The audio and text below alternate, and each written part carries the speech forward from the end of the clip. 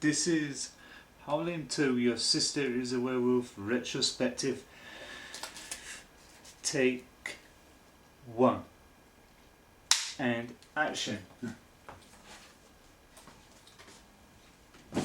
In 1984 comes the sequel to one of the most successful werewolf films of the 1980s, next to American Werewolf in London, that was wonderfully directed by John Landis. However, Howling 2 takes place shortly after the events of the first film, in which the first film was wonderfully directed by Joe Dante. But due to working commitments and that, he couldn't to return as the director. However, Philip Mora brought it in to direct the picture. It was by the same studio as Hemdale that was dealing with the concepts of the return of the living dead and other cult classics like The Terminator with Arnold Schwarzenegger. However, the hard task was how to see the backdrop of the second film, whereas in most horror theatrical productions and that usually takes place in some studio in Hollywood. But for Howling 2, they brought tradition and went to Romania, the most stunning place in Europe at the time, which had the most stunning Gothic architecture and all that lot. However, Christopher Lee, a veteran of the Hammer House horror genre that played Dracula and that, goes back to his horror roots for the Howling 2 as Stephen Crosco, the cult investigator that deals with and specialises in the bizarre and the supernatural. No, he gets hired by Anne McEnroe, the friend of the reporter Karen White, who was played by Dee Wallace-Stone in the first film, but she was replaced retrospectively by a different actress in this film. Yeah, and also Red Brown, the brother of Karen White, who's a veteran at to be sci-fi slash other subgenre films of the time. And the other stunning task, who gets to play the sister of Christopher Lee, which is both half and half. The first half of Sturber was played by a older actress that later preceded by Sybil Danning, who was seen in films before with the likes of Jungle Warriors and Cage Heat and all sorts of other films, including Hercules and the Seven Magnificent Gladiators. Where this time she plays Sturber to great excellence, and that is the ultimate werewolf queen and that. And the most aspects of Howling 2 was the great music. Then again, they went for the more punchy, punk rock type of music like they did in Return of the Living Dead, because punk music was in at the time due to the invention of the punk circuit in United Kingdom at the time, which was the most in trends at the time, where teens used to go around with big mohawks and jackets with button studs all over and etc. But if anybody rooting for another Nicky Graveyard dancing scene in Howling 2, forget it, you won't get that. And yeah, in this film, Sybil Danning did really rock the role to great excellence, just like Linnea quickly did in Return of the Living Dead, where she plays this punk lass that fantasizes about being killed from a hordes of old dudes, and that, which she later becomes the ultimate zombie queen, and that kind of resonance that Hemdale was going at the time. And the other aspect was the makeup creations by Steve Johnson, who worked on pictures like Ghostbusters at the time. He was just coming off of pictures at the time, which was brought in to do the werewolf transformation makeup, because Rob Bottin didn't want to carry another picture. He wanted to take his work on to the other extremes, like Robocop and etc. But the other main aspect was it was refreshing to see Christopher Lee play a total different role.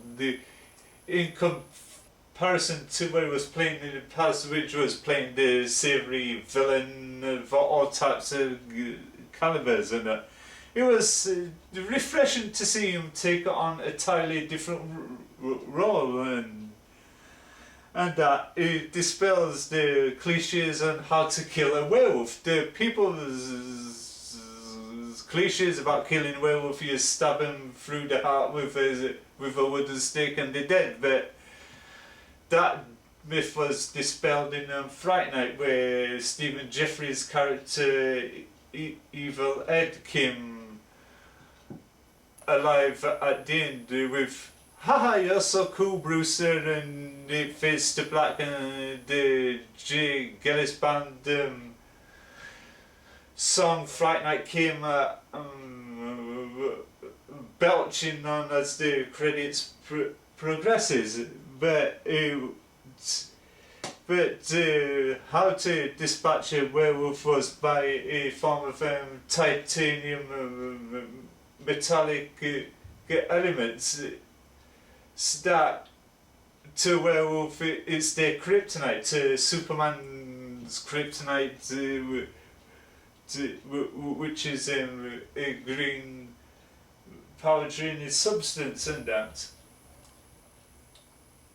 Yeah, like I said, Sybil Danning really rocked this role to great excellence, and that,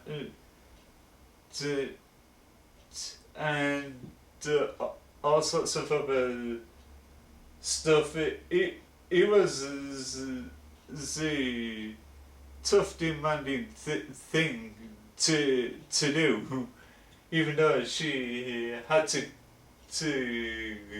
go through hours of makeup appliances for the wolf transformation scenes and that. Apparently, which she thinks she found it most quite uncomfortable to do, to say that most actresses hated being covered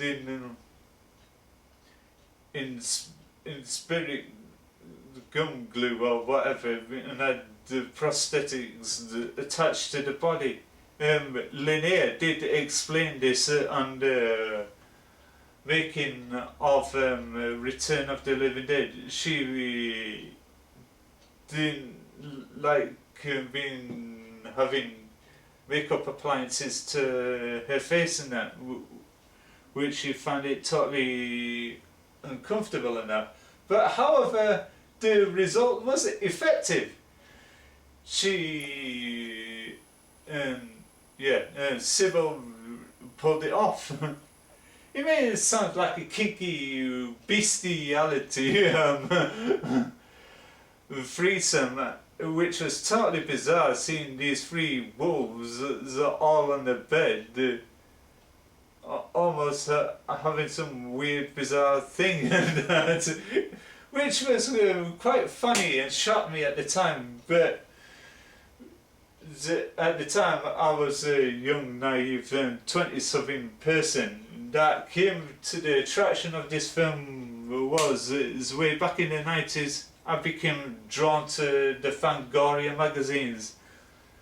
With an extra bit of pocket money that I saved, I didn't have a right lot of allowances, so I saved it up and went to the local memorabilia store, bought loads of Fangoria magazines. I wish I could have kept, so I could showed you it. Yeah, they had these pieces on this film called Howling 2. I thought, what is that? It turns out that it was a sequel to the ever successful werewolf film, The Howling, which was a cult classic, but became gripped with the whole concept and the whole backstory of the film, and the rest is just pure history and etc. I always been fascinated by Gothic architecture due to years back in 2011 I went to Kirkstalaby, which is in the other side of Leeds and that, which is a beautiful Gothic architecture with ruins and that. They had Frankenstein's wedding, which all the Goths turned there in the tenants to show the appreciation for the horror. And Anne Rice, the novelist who did the interview with the Vampire Trilogy, she was there shortly after I was there filming and that. However, the history of Kirkstalaby could be seen on YouTube. Yeah, and all sorts of other types of Gothic architecture which I love. But sadly, the film was not well received by many critics and that. But Philippe Mora went on to direct the third film, The Marsupials, which took place in Australia. Then again, it was not well received. Then the rest of the series all went straight to video and physical media that came into vogue in the late 90s, early 2000s, which they carried on making loads more in this series. However, the Howling 2 did appreciate in time to get a traction and some kind of cultural following and etc. Yeah, and the soundtrack is great. Steve Parsons did a fantastic job of putting the soundtrack together, which includes some of the songs and etc. And he also composed a score for it, which is phenomenal. I had a record for many years back due to moving around and etc. I had to get rid of it. I could have wished I could have kept it, but I didn't have a record player to play it, so I had to get rid of it. And yeah, this Blu-ray took quite a long time to get into fruition. Sadly you can only get it from Scream Factory, which is a distribution of Shout Factory, and that it comes with audio commentary with director Philip Mora, I should say. Audio commentary was composer Steve Parsons and the editor Charles Borstein, leading man in an interview with actor Red Brown. Queen of the Werewolves, an interview with actress Sybil Danning recording her time on the film. Monkey Face, an interview with special effects and makeup artist Steve Johnson and Scott Wheeler, theatrical trailer and still gallery. Yeah, due to the nature of this retrospective, I had to mute the sound due to copyright reasons on YouTube, and that I didn't want to get a red flag for this video, so I had to knock off the sound. Yeah, and here's one of the fine examples of the still gallery with all the what was it? We go montage at the back, and in the middle there's a picture of Sybil Danning in the stunning Sturber outfit, which I totally loved. It was my favourite costume that she wore in the film, which I got a signed picture from her that I had to order specially on via her site, and which is on the wall of her in this outfit. Apparently, according to the actress, she loved them wearing that outfit. And that which looks amazing. Yeah, and it was great, refreshing to see the werewolf genre went to other locations instead of being filmed in Los Angeles or elsewhere, which they use the 0.5% of real life locations and very little studio work and etc. However, in one scene in the lair of Sybil, you see in the background a picture that looks like a reference to Cannibal Holocaust, the legendary video atrocity that was directed by Ruggero Deodato, who I met at the special screening at the Hyde Park Picture House in Leeds. a few years back, which was a great guy to meet, and etc. Which I think the painting is still there. It's part of the Gothic feature in Romania. If you're a tourist and want to go visiting hotspots and that, please go to visit Romania. Go to the places that were filmed in Howling 2, and I think it's still there, but I can't be certain. Which is the must-have tourist attraction hotspots for film enthusiasts that goes around chasing around all the locations and that used in pop culture films and etc. and upload it onto YouTube. But I find this concept of this film very great.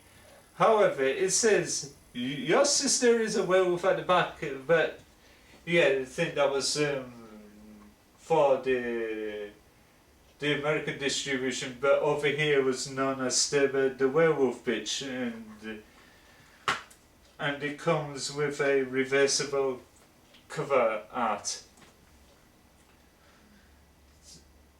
With the other variants, Howling 2, it's not over yet.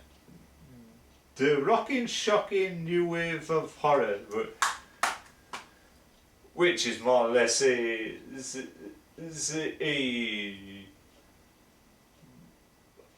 punk rock horror film with the stylings of MTV pop video narrative to it. However, it did take quite a number of years to get a UK distribution release of Howling 2 on DVD, but it's long out of print. But in order to get it on DVD and that discount all the trashy bootlegs of it that's gone on, which you're not going to get any detailed 1080p picture treatments to it. It's done in the video trashy dupe format. So I avoid them. If you want to in all of its retrospective glory, and that go for the Shout Factory edition of it, and etc. I did sit through some of the extra features and that. I was quite amazed how much they put into it. Shout Factory and Scream Factory usually excels pretty damn well of getting the rights to the source materials and that, and putting it all together and etc. However, the Scream Factory materials also ends up strangely appearing on Arrow videos, but I won't root for a Arrow video release of Howling 2 just yet. It's going to take a long time before that happens. Until then, you have to get the Scream Factory's release of Howling 2.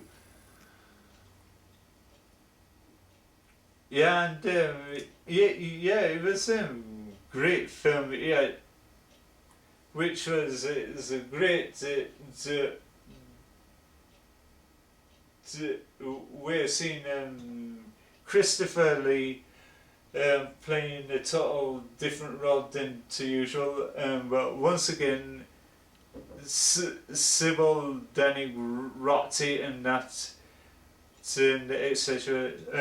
Steve Johnson did a fantastic job of creating all the special transformation effects and etc. If you want a rocking werewolf film, this one's for you. And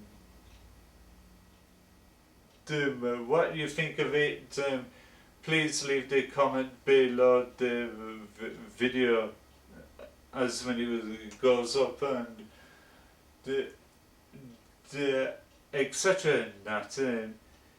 This is all I could say about this in a nutshell. And this is me, Frankie Smales, for the Howling 2. Your sister is a werewolf, aka Sybil the werewolf bitch, retrospective. Thank you for watching, and cut.